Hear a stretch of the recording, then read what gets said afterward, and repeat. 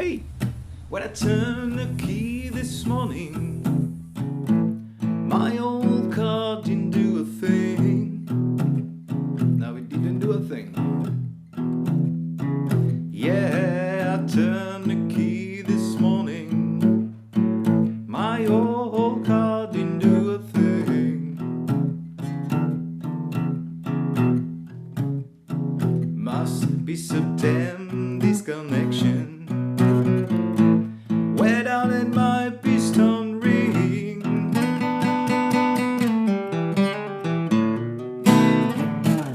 Salut à tous, c'est Eric le coach chez Galago Music. C'est le tuto de la rentrée. Je me suis dit que ce serait pas mal de commencer par du blues. Donc aujourd'hui, je vais vous montrer comment on fait l'accompagnement du morceau Rats and Roaches, des rats et des cafards. Un titre composé et interprété par le regretté Calvin Russell et qui est sorti sur l'album Soldier en 1992. Super album au passage, je vous le recommande chaleureusement. Et donc ce morceau est le modèle pur et dur d'un blues en mi en 12 mesures. Alors sur l'album, je pense qu'il s'était accordé un demi-ton au-dessus. Ou alors ils avaient mis un capot en première case. Enfin quoi qu'il arrive, sur l'album, ça sonne en fa. Moi je vous le fais en mi, c'est beaucoup plus pratique. Et donc à la dernière rencontre Galago d'Avignon, je me suis rendu compte qu'il y avait quelques guitaristes qui savaient pas trop ce que c'était un blues en 12 mesures. Donc quand on est plusieurs et qu'on vote jamais, c'est quand même dommage de pas pouvoir s'en sortir avec ça. Donc j'inscris ce tuto dans la nouvelle playlist que je viens de mettre en place, dans laquelle vous trouverez tout plein de morceaux à bosser pour les rencontres justement, ou pour vos soirées entre amis évidemment. Enfin, donc dans cette vidéo accompagnement, donc à connaître par cœur, et donc dans une vidéo ultérieure, je vous montrerai comment on fait les plans d'impro que joue la deuxième guitare. En attendant, let's go sur la pompe.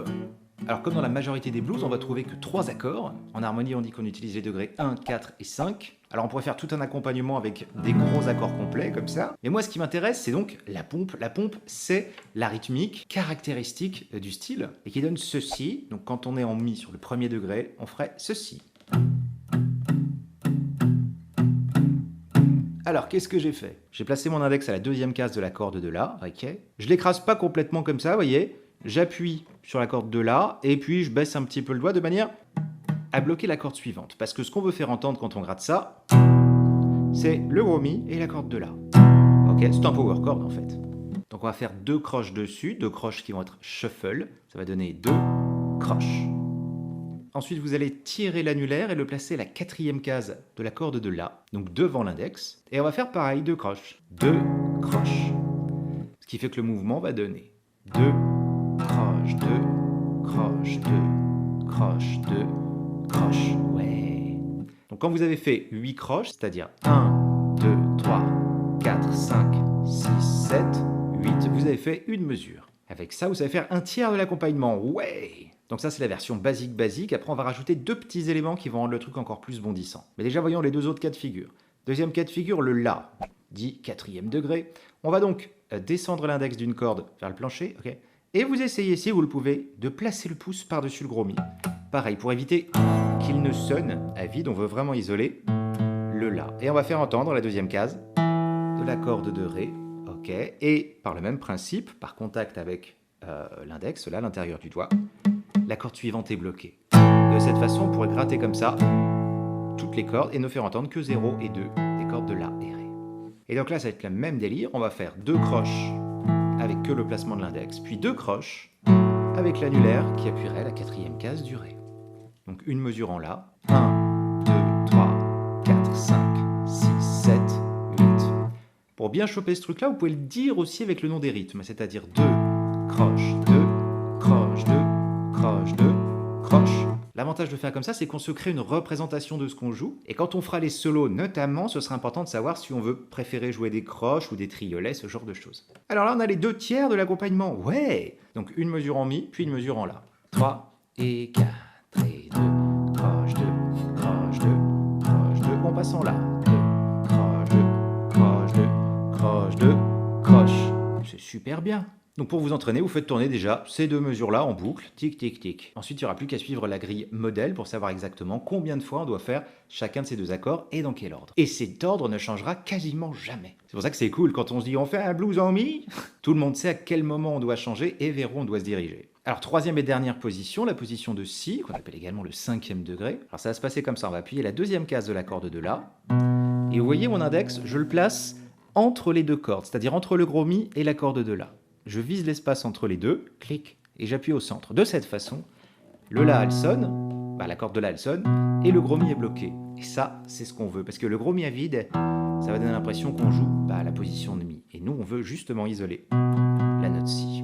Donc au-dessus de ceci, on va rajouter l'annulaire à la 4e case de la corde de Ré. Et oui. Et de la même façon que les deux autres positions, si vous pouvez faire en sorte qu'au moins la corde de Sol soit bloquée, ce serait idéal. Comme ça, vous pouvez taper dans le La, vous voyez, et ça risque pas de tomber à côté. Donc pour faire une mesure de Si, première version, ce sera de faire ça. 2, croche, 2, croche, 2, croche, 2, croche. Là, je suis resté statique, car si on veut garder les mêmes sonorités que ce qu'on faisait sur les deux autres positions, il faudrait faire 2, croche, 2, croche, 2, croche, 2, croche. Ah ah!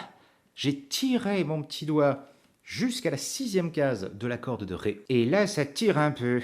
Alors si vous voulez le tenter, ce positionnement, il faut absolument que votre poignet soit ouvert, vous voyez. Si le poignet est comme ça, c'est archi mort, hein, vous n'y arriverez jamais. Clac. Donc j'ouvre le poignet, hop, hop, hop, comme si j'allais faire un barré. Et de cette façon, je me place bien sûr le plus à droite possible, tic tic, avant les frettes, plaf. Et clic, j'essaye d'obtenir cette distance. Si ça marche pas au début, c'est normal, hein. Il y en a qui préfèrent placer le majeur à la place de l'annulaire. Moi, je déteste. Mais il y en a qui arrivent mieux comme ça.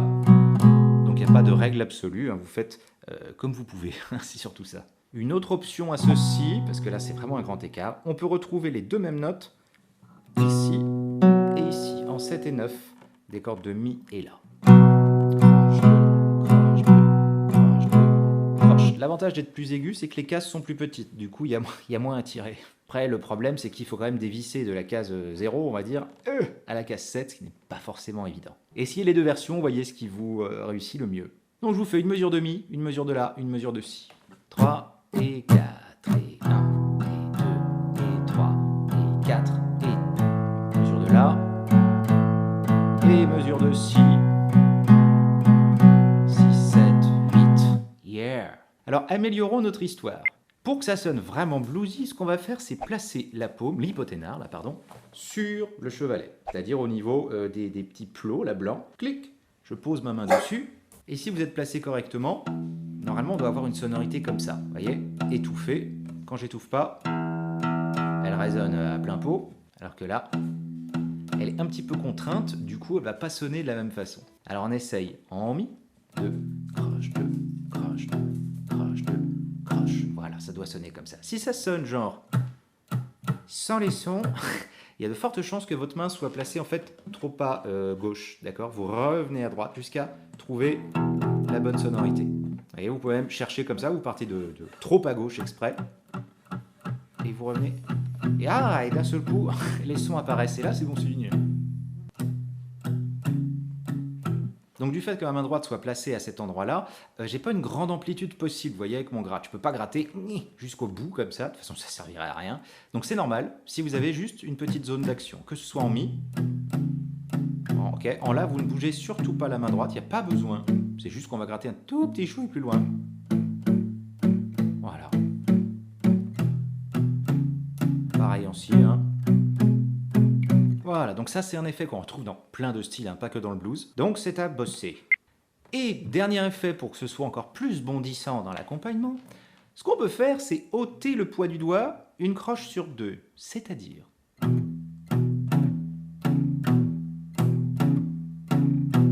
voyez, la première croche, je vais la piquer, c'est-à-dire que dès que j'ai appuyé le doigt, tic, je vais ôter la pression pour que le son s'arrête. Ça doit donner... Alors je mute parce que sinon ça marche moins bien. Ça doit donner ça. Au début, vous l'essayez de cette façon. Ouais, vous piquez avec l'index. Quand je pique pas, le son dure. Là, je le pique. Tic, tic. Le son qu'on entend qui dure, c'est le gros Mi, parce que lui, il est à vide, alors évidemment.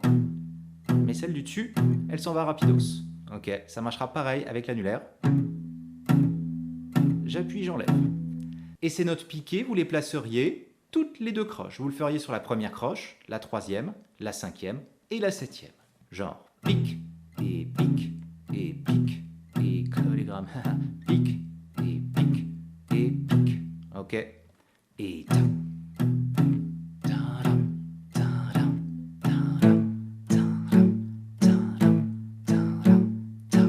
voilà, avec ça vous êtes paré. Maintenant on va le mettre dans le bon ordre. Alors voici la grille à connaître absolument par cœur. On va donc trouver une mesure de Mi, une mesure de La, deux mesures de Mi, ensuite deux mesures de La, deux mesures de Mi, et à la troisième ligne un Si, un La, Et sur les deux dernières mesures, on fera ce qu'on appelle un turnaround, un tourne-autour, qui est une petite formule mélodique que vous avez entendue déjà sans le savoir peut-être, et qui permet de dire à tout le monde « Ah, on arrive à la fin de la grille, attention, on va redémarrer au début ». Alors c'est parti, je vous joue déjà de la mesure 1 à la mesure 10. 3 et 4 et mi. Et la. 3 et 4 et le mi. Et 2 et 3 et 4, on reste en mi. Et 2 et 3. On passe en la. On reste en la. On revient en mi. On reste en mi. Dernière ligne, on attaque le si. Là, je fais pas l'extension pour vous montrer qu'on peut le faire aussi. Une mesure de la. Et je vous joue direct un turnaround possible. Alors, c'est pas celui qui est joué par Calvin Russell. Là, ça, c'est un autre un petit peu plus facile. Après, je vous montre celle du morceau. En tout cas, en voici un qui est peut-être le plus utilisé du monde. Et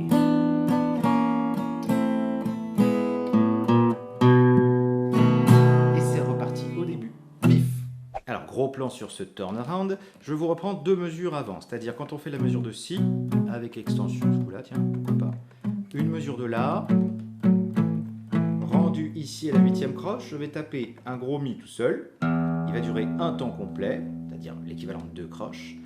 On va en profiter pour se placer en 4 du sol et 3 du si, vous voyez, et à la main droite, je vais me débrouiller pour gratter bien les 3 dernières cordes aiguës. Là, c'est pareil, vous voyez, le bout de mon majeur vient toucher la corde de Ré, de manière à ce qu'elle soit bloquée. Comme ça, j'ai pas d'accident, parce que là, ça va pas faire joli sinon. Donc pareil, je vise entre les deux cordes, et j'appuie vraiment dans l'espace intercorde, comme ça, bloqué, entendu. Et rythmiquement, on va descendre avec des croches, c'est-à-dire la même rythmique que quand on faisait 2, croche, 2, croche, 2. Ok, on va faire ça. 2, croche, 2, croche, 2, croche, 2, croche, 2. Alors, vous démarrez bien en 4-3, vous grattez 2 fois là-dessus, enfin 2 croches, 2 croches, après je descends chromatiquement, donc tout un demi-ton en dessous, 2 croches, je redescends chromatiquement, 2 croches, je redescends chromatiquement. Donc là du coup, on se retrouve avec une corde à vide, la corde de si, voilà, suivi de le la à vide, première case, deuxième case. Et jusqu'ici on n'a eu que des croches, c'est-à-dire 2 croches, 2 croches, 2 croche, 2, croche, 2, croche. Celle-ci, elle est un petit peu plus longue. Vous allez construire derrière lui, hop, un accord de 6/7, ou peut-être même sans le petit doigt si vous voulez. Et on fait entendre va. Fin. Toute la séquence de turnaround, avec le gros mi tout seul sur le premier temps. 3 et 4 et 1, et 2 et 3 et 4 et 1, et 2 et 3 et 4. Et c'est reparti du début. Yeah. Donc toute la séquence depuis le si, c'est-à-dire la 8e mesure. 3, 4 et 1, et 2, et 3, et 4, et 1, et 2, et 3, et 4, et 1, 2, et 3, et 4, et 1, et 2, et 3, et 4. Pendant le turnaround, vous constaterez que j'ai démuté pour éviter d'avoir des petits sons comme ça. Au contraire, on veut que ce soit très sonore.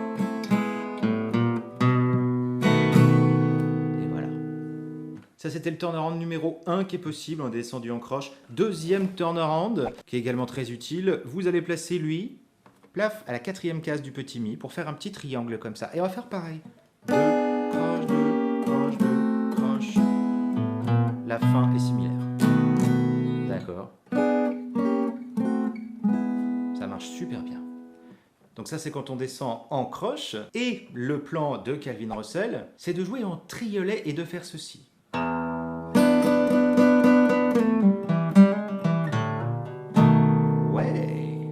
Donc je commence pareil en 4-3, pareil que le premier turnaround.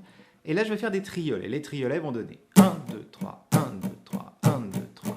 Alors pour trouver la vitesse des triolets, on prend une vitesse de croche, c'est-à-dire 2, croche, 2, croche, 2, croche, 2, croche, triolet, triolet, triolet, triolet, 2, croche, 2. Ça, c'est un bon travail à faire. Vous dites à haute voix, même sans jouer de notes, vous bloquez. Vous dites les rythmes qui vous passent par la tête, soit 2 croches, soit triolet. Mais le but du jeu, c'est que la découpe, elle soit juste. 2, croche, 2, croche, triolet, triolet, 2, croche, 2, croche, triolet, triolet. Et là, c'est ce qu'on fait. On fait triolet, triolet. Ensuite, je je slide rapidos de 4 à 2. D'accord, mais vraiment vite, hein, je veux pas 4 puis 2. Non, c'est comme si vous étiez gouré. D'accord. Clac, pull-off et 2. Et là, on a eu donc 3 triolets d'affilée. Triolet. Alors, on pourrait faire sonner le petit mi, hein, ce serait pas embêtant. Je crois pas qu'on l'entende dans le morceau, Rats and Roaches, mais 1, 2, 3, 1, 2, 3, 1, 2, 3. Ok. Et après, il va utiliser un rythme qui sont des doubles croches. Donc là, on va mettre 4 notes dans un temps. Donc ça, c'est un rythme qui m'intéresse un petit peu moins. Le plus important, c'est que vous arriviez bien à faire la découpe des croches et des triolets. Mais sur ces 4 doubles, donc, il va faire ceci. 1, 2, 3, 4. 1, 2, 3, 4. Je tape mon sol à vide. Hammer-on. Pull-off. Et deuxième case. Durée. Ok. Suivi d'un triolet. 0, 1, 2. Voilà, la même montée que tout à l'heure. Donc on a 3 triolets d'affilée, puis 4 doubles croches, puis un triolet à nouveau. Triolet, triolet, triolet, ta-ta-ta-ta, triolet. Là, et dès qu'on arrive ici, vous placez un 6/7 sur le petit doigt, juste le triangle, 2, 1, 2, les cordes de La, Ré, Sol, et vous faites une remontée. Fin du truc. Voilà, donc avec tout ça, vous avez de quoi vous accompagner sur votre premier blues. Donc vous apprenez bien la structure par cœur, hein, celle qu'on a vue tout à l'heure. Vous vous habituez bien à dire le nom des rythmes, c'est-à-dire soit 2, croche 2, croche 2, soit triolet, triolet, parce que ça va être utile après dans toutes les autres variantes qu'on peut faire. Donc ça, c'était juste la première vidéo sur comment accompagner un blues en mi, mais je vous en ferai au moins 2 autres sur comment justement faire des petites variations autour de l'accompagnement, parce que sinon au bout d'un moment, ça devient chiant. Et puis après, je vous ferai 2 ou 3 vidéos, pareil, sur l'improvisation, comment improviser sur un truc en mi, voilà. De cette façon, vous serez plus jamais en carafe quand on vous dira « Ah, on fait un blues !» C'est absolument incontournable. Écoutez, j'espère que cette vidéo vous a plu. Si c'est le cas, n'hésitez pas à laisser un petit pouce bleu, vous abonner à la chaîne. Et si jamais vous aviez des questions, vous souhaitiez en connaître un petit peu plus sur le style, sans avoir besoin d'attendre la prochaine vidéo, vous pouvez prendre rendez-vous avec moi sur Skype. Donc ça se passe sur mon site, il y a un onglet qui s'appelle Cours via Skype, justement. Il y a un planning numérique, vous choisissez un créneau qui est disponible. Après, vous êtes guidé sur la case PayPal, et après, voilà, votre rendez-vous est réservé. Donc vous pouvez doublement aller sur le site d'ailleurs, parce qu'il y a quand même pas mal de commentaires de personnes qui ont suivi des cours, enfin par ce biais-là. Donc si ça peut vous rassurer, tout se passe bien, vous inquiétez pas. Et en plus de Skype, l'autre fois j'ai pu essayer par FaceTime, ça marche super bien. Et autrement, il y a le système de vidéoconférence aussi sur Facebook. Donc si vous n'êtes pas fan de Skype, il y a moyen même de se débrouiller par un autre biais. Voilà. Et je vous souhaite plein de bonnes choses, bonne rentrée à vous, gratouillez bien, et rendez-vous très bientôt au détour du prochain tuto. Ciao.